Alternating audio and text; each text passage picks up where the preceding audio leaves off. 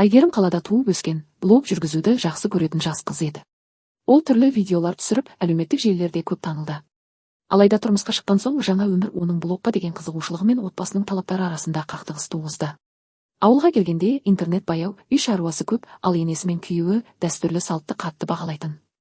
Айгерім блогында тұрмысқа шыққан күндері жасаған жасауды, үй шаруасын, қазақ дәстүрін көрсетуге тырысты. Бірақ кейде ол жеке өмірін шектен тыс бөлісе бастады.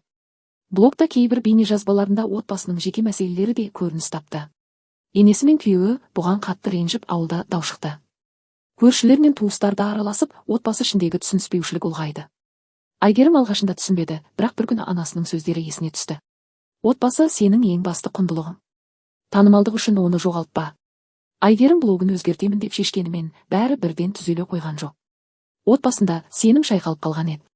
Енесі бұрынғыдай жылы сөйлеспейтін, күйеуі де үндемей жүретін болды.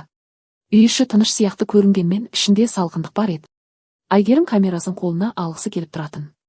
Себебі блог оның жалғыз табысы, жалғыз иірмегі еді. Бірақ ол енді әр видео алдында ұзақ ойланатын болды. Осыны салсам, біреудің көңіліне тимей ме? Үйдің құпиясы ашылып кетпей ме? Бір күні Айгерім қателік жіберді. Ол енесінің ренжігенін байқамай, ас үйдегі бір жағдайды видеоға түсіріп алды. Нақты сөз айтылмаса да, ауыл адамдары бәрін түсінді. Видео тез тарап кетті. Сол күні кешке үйде үлкен ұрыс болды. Енесі жылап тұрып, бізді елге мазақ қылдың. Отбасының абыройы сенің лайк пен қаралымыңа ойыншық болды ма? Деді. Күйеуі де шыдай алмады. Мен саған сендім. Ал сен біздің үйді контентке айналдырдың, деді. Айгерім сол сәтте бәрін түсінді. Ол танымалдықтың артында шын өмір тұрғанын, ал сол өмірді өзі білдіріп алғанын ұқты. Бірақ бәрі кеш еді. Айгерім ата-анасының үйіне қайтып келген соң блогын уақытша тоқтатты. Телефонға қарағысы келмейтін болды.